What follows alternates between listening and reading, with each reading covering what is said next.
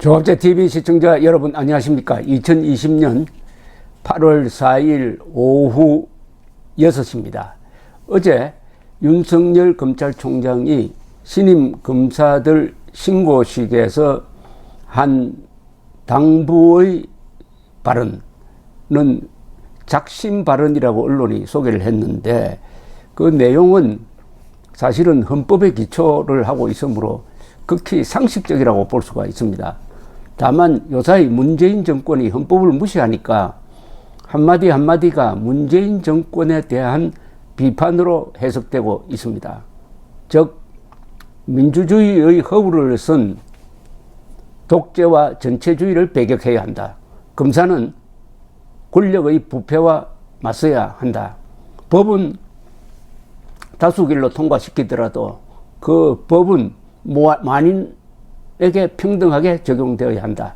즉 국회가 법을 만든다고 해서 정치인이 법 위에 군림할 수는 없다. 그리고 검사 상하간에는 설득으로 일을 해야 한다. 뭐 이런 아주 좋은 말들을 했습니다.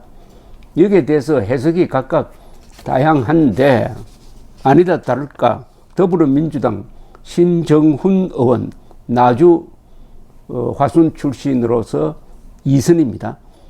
이 사람이 페이스북에 윤석열 총장을 비판했는데 그 비판한 시각이 아주 흥미롭습니다. 그 비판한 시각이 바로 문재인 정권의 시각이기도 하고, 이분들이 어떤 법률관을 가지고 있는지, 어떤 민주주의관을 가지고 있는지를 알게 하는 상당히 좋은 자료라고 생각을 합니다. 요걸 한번 제가 소개를 해 드리겠습니다. 참고로 이 신정훈 의원은 전과가 많은 사람입니다. 그 전과도 상당히 으시시한 전과입니다. 전과는 나중에 또 소개를 해 드릴 테니까, 전과를 가진 사람이 법치를 강조하는 윤석열 총장을 비판했다는 걸 염두에 두시고 한번 이해를 해 주시기 바랍니다. 페이스북에 올린 글입니다. 이렇게 시작됩니다. 제목이 정치인이 되어버린 윤석열 검찰총장. 이제는 정치인이 되어버린 윤석열 검찰총장이 신임 검사들에게 한 말이 예상한 대로 화제가 되고 있습니다. 미래통합당이 칼잡이의 귀환이라며 반색을 하고, 보수 언론들은 권력에 맞서라며 맞장구 치고 있으니 역시 정치인이 되어버렸다는 말도 썩 틀린 표현은 아닌 것 같습니다. 정치인이 되어버렸다는 이야기는 제가 좀 동의하기 힘듭니다. 정치적 발언을 매우 자제하고 있는데 그걸 해석하는 사람이 정치적으로 해석하는 것은 사실이죠. 그러나 윤석열 씨가 정치인이 되었다는 것은 사실과 좀 동떨어진 이야기로 들립니다. 이어서 신정훈 의원은 윤 총장은 신임 검사들에게 민주주의의 탈을 쓴 독재와 전체주의에 맞서 싸울 것을 주문했더군요. 그러면서 자유민주주의는 법의 지배를 통해 이루어진다고 했답니다. 독재니 전체주의니 하는 말은 요즘 일종의 유행어죠. 야당과 보수 언론이 현 정부에 어떤 낙인을 찍기 위해 쓰는 말인데, 그러고 보면은 윤 총장도 꽤나 트렌드를 쫓는 인물인가 봅니다. 오랜만의 공중연설에서 최신 유행을 따라잡는 모양새를 보니 그렇습니다. 요 이야기는 이 사람이 실수입니다. 왜냐? 윤석열 총장은 그냥 원론적인 이야기를 했습니다. 민주주의의 탈을 쓴 독재와 전체주의를 배격해야 한다는 것은 누구나 할 수 있는 이야기고, 또는 어떻게 보면 누구나 해야 하는 이야기입니다. 법을 만지는 사람은. 그런데 이 신정훈 의원은 이게 바로 현 정부를 비판한다고 해석을 하고 나옵니다. 이게 바로 뭐 저린 사람 뭐 이야기 그거 있잖아요. 즉 문재인 정권을 공격하는 거라고 해석을 해버리는 겁니다. 그러면 문재인 정권이 민주주의의 허물을 쓴 독재 그리고 전체주의적 정권이다 하는 것을 스스로 인정해버리는 거죠. 이런 식으로 글을 쓰면 함정에 빠집니다. 상대방에.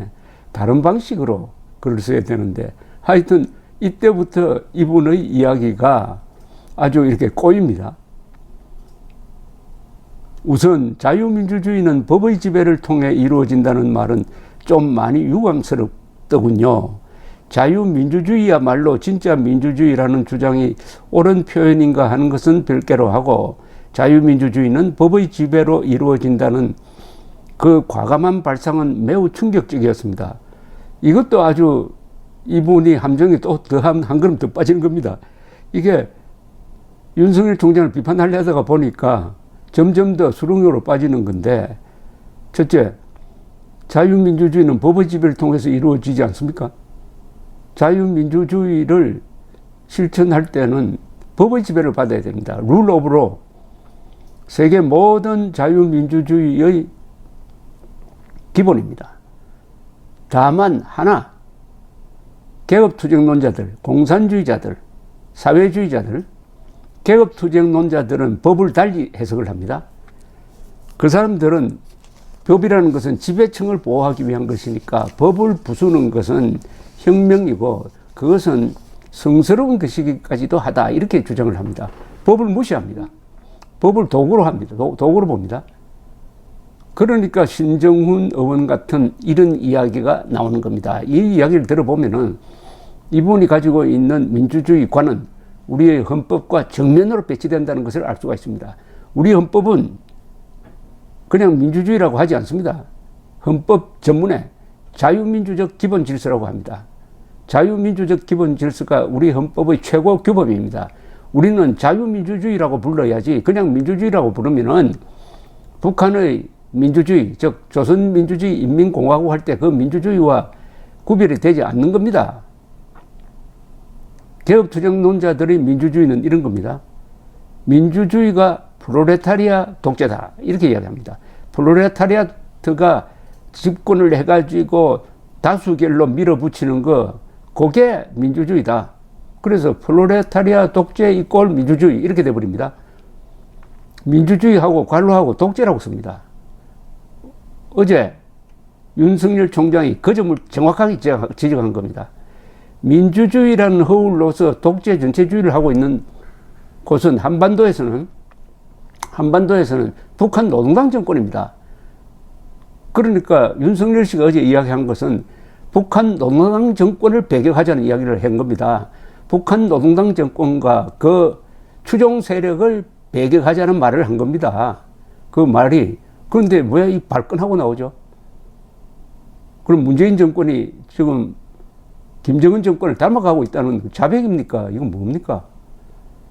그러니까 반박을 하는 사람들이 수준이 안 되면은 이렇게 자기를 폭로해 버립니다. 이 반박을 잘해야 됩니다. 어떤 거를 반박하면은 그 사람 수준이 드러납니다. 드디어 수준이 적나라하게 드러납니다.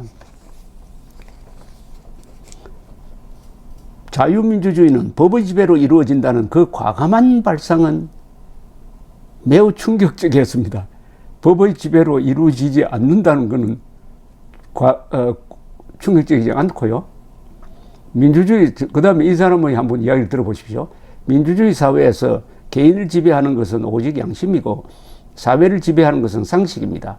법은 다만 그 양심과 상식의 경계를 정하기 위한 도구일 뿐이죠. 이야, 이거 정말 위험천만한 이제 법률관이 나옵니다. 한번 읽어보십시오. 민주주의 사회에서 개인을 지배하는 것은 오직 양심이고 사회를 지배하는 것은 상식입니다. 이거 사실입니까? 개인을 지배하는 것은 양심이기도 하고 법률이기도 하죠. 아니, 개인이 자기의 양심에만 지배당하면 무슨 행동을 모르잖아요. 할지도 모르잖아요. 그러나 동시에 법의 지배를 받는 겁니다. 두 가지 지배를 받아요. 그러니까 법을 어기지 않는 범위 안에서 양심을 행사하는 겁니다. 양심대로 하면은 그 양심이 사람마다 다 다르지 않습니까? 다 독재자가 되는 것 아닙니까? 그 다음에 사회를 지배하는 것은 상식입니다. 이건 맞습니까? 사회를 지배하는 게 상식입니까? 사회를 지배하는 것은 상식도 있고 그 다음에 법률도 있는 겁니다. 상식은 합법적인 범위 안에서 상식을 지키는 것이고 상식이 법과 충돌할 때는 법이 우선하는 거 아닙니까? 상식이라는 것도 객관적으로 기준이 없어요. 커먼 센서는 많은 사람들이 동의하고 있는 그런 규범을 말하는 것입니다. 그런 규범은 인간이 살아가는데 기초입니다. 그러나 그것이 법을 앞설 수는 없는 거죠.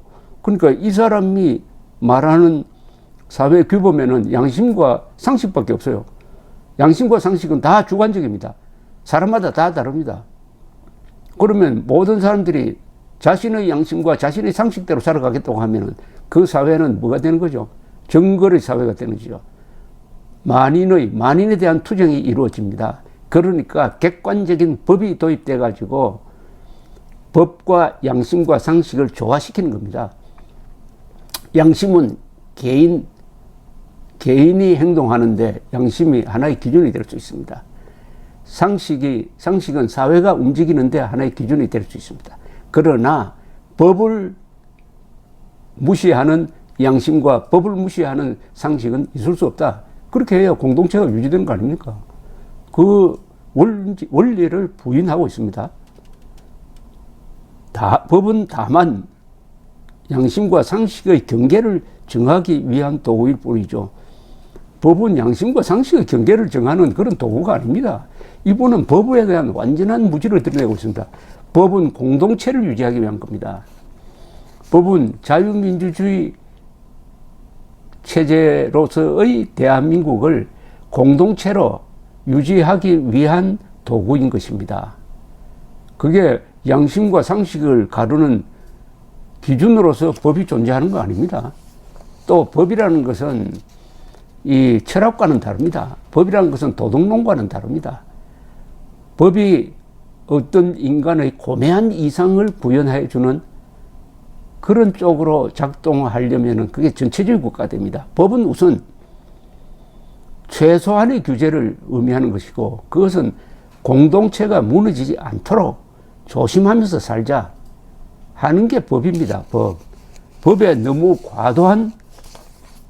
과도한 기능을 부여하면은 종교국가나 전체주의 국가가 되고 법을 최소화해버리면은 이 사람 주장처럼 그냥 야만 사회로 돌아가는 거죠. 더욱이 과히 공평무사하지도 못한 자기 자신을 법의 구현자이거나 법 자체로 혼동하는 분들이 그런 말을 쓰게 되면 더더욱 위험스럽게 느껴지죠. 방어권 보장과 구속의 절제를 강조한 부분에서는 타이밍이 아쉬웠습니다. 수많은 피의 사실 유포와 낙인 찍기, 무리한 구속 수사를 주도해 오신 분께서 왜 하필 본인의 측근 내지 그 이상 되는 대상들의 범죄 혐의가 충당하는 시점에서야 그런 깨달음을 얻으신 건지 진심으로 유감스럽더군요. 윤석열 총장이 서울지검 중앙지검장을 할 때 문재인 정권이 주문하는 이른바 적폐수사를 하면서 구속을 남발한 거 사실입니다. 특히 전 대법원장을 구속한다든지. 그런데 이 신정훈 의원이 지금 문제 삼는 것은 그 부분이 아닙니다.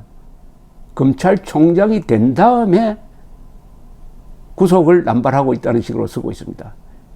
그건 전혀 사실과 다른데요. 이분이 검찰총장이 된 다음에 구속을 남발한 기억은 없습니다. 오히려 꼭 구속해야 될 사람도 안 하고 있는 거예요. 대표적인 예가 울산시장 부정선거에 관련된 13명의 이 정권 측 사람들을 불구속 기소를 했습니다. 그건 당연히 구속 기소를 해야 되는데 영장 청구도 하지 않았습니다. 그런데도 신정훈 의원 눈에는 그것조차도 무리한 구속 수사를 주도해 온 분으로 보인다는 거예요.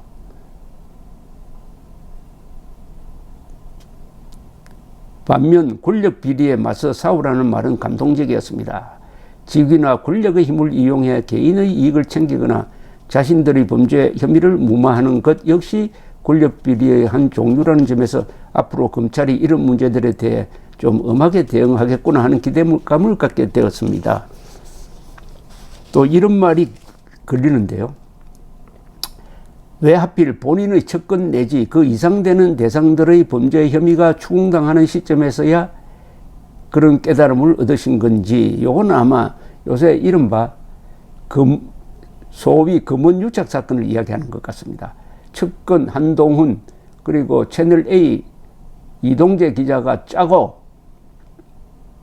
취재원을 협박을 해가지고 여권에 불리한 기사를 터뜨려가지고 총선에 악영향을 주겠다고 공모를 했다 하는 시나리오를 가지고 지금 여권에서 추미애 씨가 밀어붙여서 수사를 진행을 하다가 벽에 딱 부딪혀 버렸습니다.